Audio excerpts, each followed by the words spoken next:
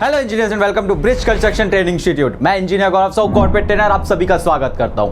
आज का हमारा टॉपिक ऑफ डिस्कशन रहने वाला है स्पीड ब्रेकर्स के बारे में। हम सब ने एक्सपीरियंस किया कि हम में से किसी को भी स्पीड ब्रेकर्स पसंद नहीं, बट जितना हम उसे नापसंद करते उतना ही ये रोड्स और हाईवे के लिए इंपॉर्टेंट रहता है। तो क्यों नेसेसरी होता है और क्या क्या क्राइटेरिया हमारा इंडियन रोड कांग्रेस कहता है जिसके अकॉर्डिंग हमें स्पीड ब्रेकर्स बिल्ड करने रहते हैं। तो चलिए इसके बारे में डिटेल बात करेंगे। तो शुरू करते हैं बिना किसी देरी के।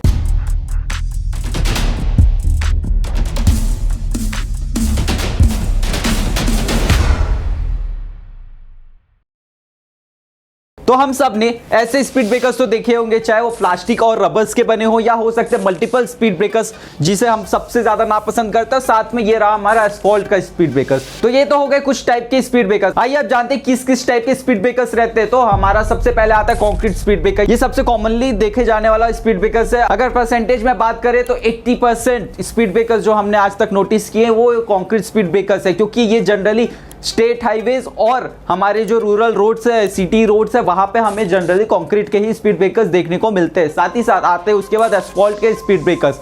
ये जनरली स्टेट हाईवेज जहां पे हमारा फ्लेक्सिबल पेवमेंट प्रोवाइडेड रहता है वहां पे हम एस्फॉल्ट के स्पीड ब्रेकर्स प्रोवाइड करते हैं। नेक्स्ट आता है हमारे रबर के स्पीड ब्रेकर्स जो कॉमनली आजकल काफी ज्यादा चल रहे हैं, और आता है हमारा प्लास्टिक के स्पीड ब्रेकर्स।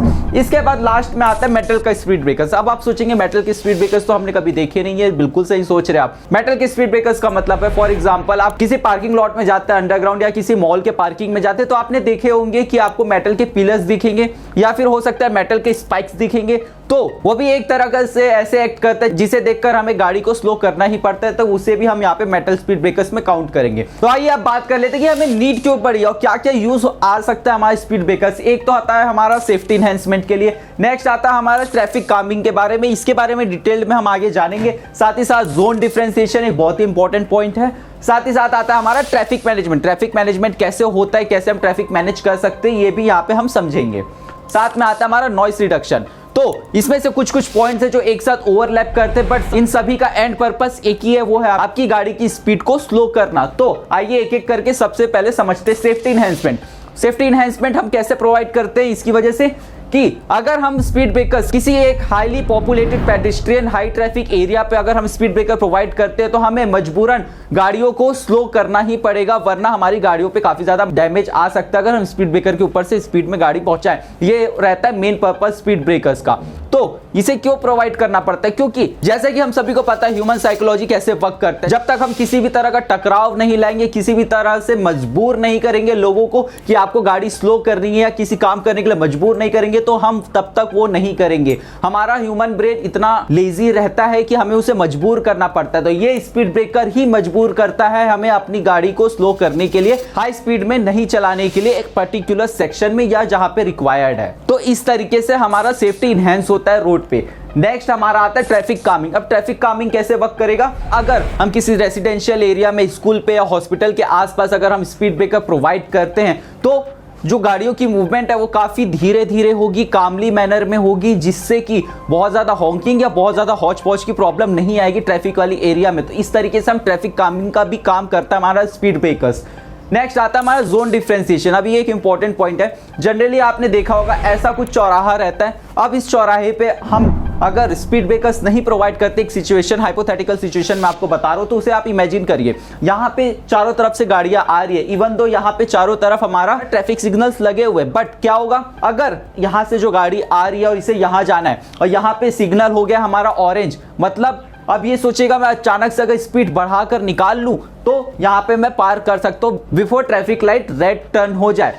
तो ये हमारी ह्यूमन साइकोलॉजी रहेगी, हम थोड़ा सा टाइम बचाने के लिए काफी ज्यादा रिस्क लेने की कोशिश करेंगे, बट क्योंकि यहाँ पे हमने ऑलरेडी स्पीड ब्रेकर प्रोवाइड कर दिया तो क्या होगा, यहाँ पे जो कार आ रही है, इवन तो यहाँ पे अगर ग्रीन सिग्नल भी है तो भी उसको गाड़ी को पहले जिस स्पीड में वो आ रहा था उससे स्लो करना ही पड़ेगा। स्पीड ब्रेकर्स यहाँ पे प्रोवाइडेड हैं, उसके बाद यहाँ से फिर वो यहाँ पर जाएगा, जिससे क्या होगा हमारी सेफ्टी इनहेंस होगी और हमारा एक्सीडेंट होने के चांसेस काफी ज्यादा कम हो जाएंगे। ये सिर्फ चौराहों के लिए नहीं, ये हो सकता है अगर single lane double lane road है उन पे भी ये वर्क करेगा ये वाला टेक्निक। नेक्स्ट हमारा आता है ट्रैफिक मैनेजमेंट। तो ट्रैफिक मैनेजमेंट को हम कैसे इनहेंस कर सकते हैं स्पीड ब्रेकर्स की मदद से। तो ट्रैफिक मैनेजमेंट में भी सेम पॉइंट आता है, हमारा मेन पर्पस था स्पीड ब्रेकर्स का, स्पीड स्लो करना। तो फॉर एग्जांपल जनरली हमें सबसे ज्यादा हमें पेडेस्ट्रियन ट्रैफिक कहां देखने को मिलता है, हो सकता है वहां पे किसी स्कूल या हॉस्पिटल के सामने या पार्क के सामने। तो वहां पे हमें ट्रैफिक मैनेज करना है। ट्रैफिक मैनेज तभी होगा, हाई स्पीड गाड़ियों को आप मैनेज नहीं कर सकते ट्रैफिक, और काफी ज्यादा डेंजरस भी होता है। हमने बस क्या किया, हमने एक फिजिकल ऑब्स्टिकल वहां पे प्रोवाइड कर दिया, जिससे गाड़ियों को हमने फोर्स किया कि वो अपनी स्पीड स्लो करे, जिससे हमारी ट्रैफिक मैनेजमेंट काफी ज्यादा आसान हो गई। लास्ट पॉइंट हमारा आता है नॉइस रिडक्शन। अब स्पीड ब्रेकर से नॉइस रिडक्शन कैसे होता है, तो जैसा कि पिछले एग्जांपल में हमने समझा कि स्कूल और हॉस्पिटल के सामने हमें स्पीड ब्रेकर्स प्रोवाइड करना काफी ज्यादा इंपॉर्टेंट रहता है।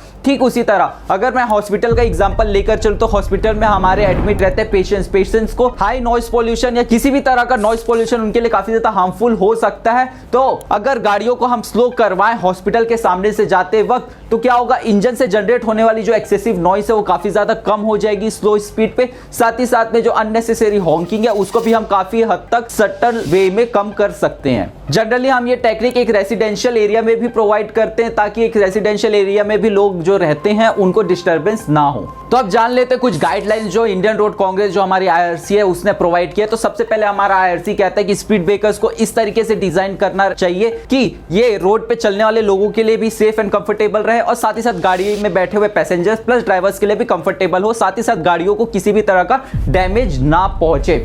नेक्स्ट हमारा IRC कहता है कि जो recommended width of speed breakers है वो 3.7 मीटर्स या 12 फीट एटलीस्ट होनी चाहिए। नेक्स्ट आता है हमारा हाइट जो हमें प्रोवाइड करना है स्पीड ब्रेकर्स का वो 0.1 मीटर या कह ले 10 सेंटीमीटर्स की अगर हम हाइट प्रोवाइड करते तो उससे हमारी गाड़ियों की स्पीड 25 किलोमीटर पर आवर से हम कम कर सकते हैं। नेक्स्ट हमारा आता है स्पीड ब्रेकर्स के बीच में जो स्पेसिंग होनी चाहिए वो एटलीस्ट 100 मीटर्स की होनी ही चाहिए दो स्पीड ब्रेकर्स के बीच में।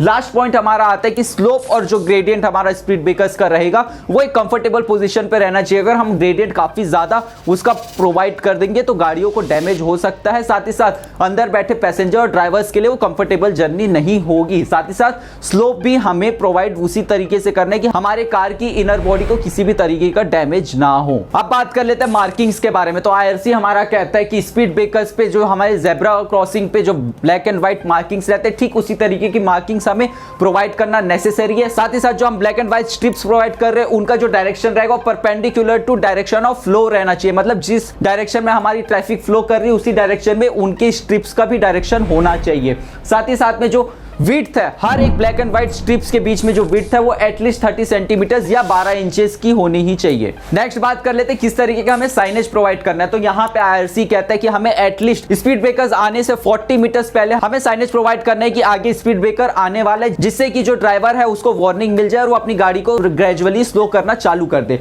नेक्स्ट साथ ही साथ आपने नोटिस किया होगा कि स्पीड ब्रेकर का जो भी हम साइनेज प्रोवाइड करते हैं उसका शेप ट्राइंगुलर रहता है, जिसके अंदर एक एरो रहता है और नीचे अपवर्ड डायरेक्शन में एक एरो रहता है और नीचे लिखा रहता है स्पीड ब्रेकर। ठीक इसी तरीके का साइनेज हमें हर स्पीड ब्रेकर के 40 मीटर्स पहले हमें प्रोवाइड करना ही है। नेक्स्ट बात कर लेते हैं प्लेसमेंट्स के बारे में कि हमें स्पीड ब्रेकर्स कहां पे प्रोवाइड करना है। जनरली इंडिया को कहा जाता है speed breaker capital of the world. तो ऐसा क्यों कहते हैं, क्योंकि यहां पे इतने ज्यादा इलीगल स्पीड ब्रेकर्स प्रोवाइडेड है जिसकी वजह से काफी ज्यादा एक्सीडेंट्स होते हैं। अगर मैं आपको लास्ट ईयर का आंकड़ा बताऊं तो 10,000 डेथ सिर्फ स्पीड ब्रेकर्स की वजह से हुई है, इन अननेसेसरी जो कि इलीगल स्पीड ब्रेकर्स प्रोवाइडेड रहते हैं। हमारी जनरली इंडिया में ये देखा गया कि हर दुकान वाला, हर शॉप वाला और हर एक रेजिडेंशियल प्रॉपर्टी वाला अपना अपना एक स्पीड ब्रेकर प्रोवाइड करता है, जिससे अगर गाड़ियां वहां पे रुकने लगेगी तो उनकी सेल्स काफी अच्छी बढ़ेगी। साथ ही साथ जो रेजिडेंशियल लोग रहते हैं वो अपना स्पीड ब्रेकर इसलिए प्रोवाइड करते हैं कि ये सोचते हैं कि हमारे घर के सामने से गुजरने वाली गाड़ियों की स्पीड कम रहे तो उन पे किसी भी तरीके का एक्सीडेंट ना हो।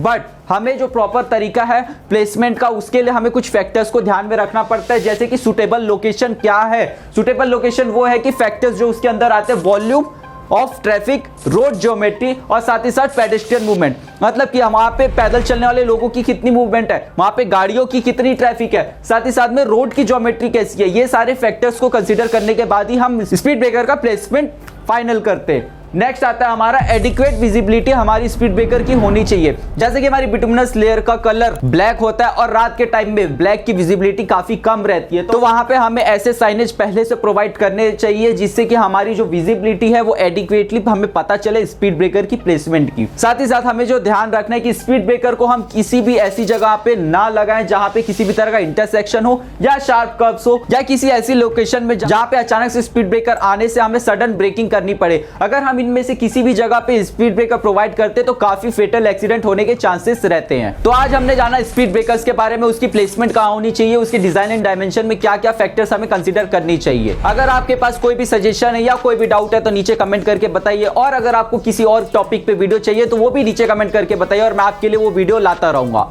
जाते जाते मैं बस आपको कहना चाहूंगा, करना है कुछ खास तो चलिए हमारे साथ सिविल की बात गुरुजी के साथ। Until then, thank you so much.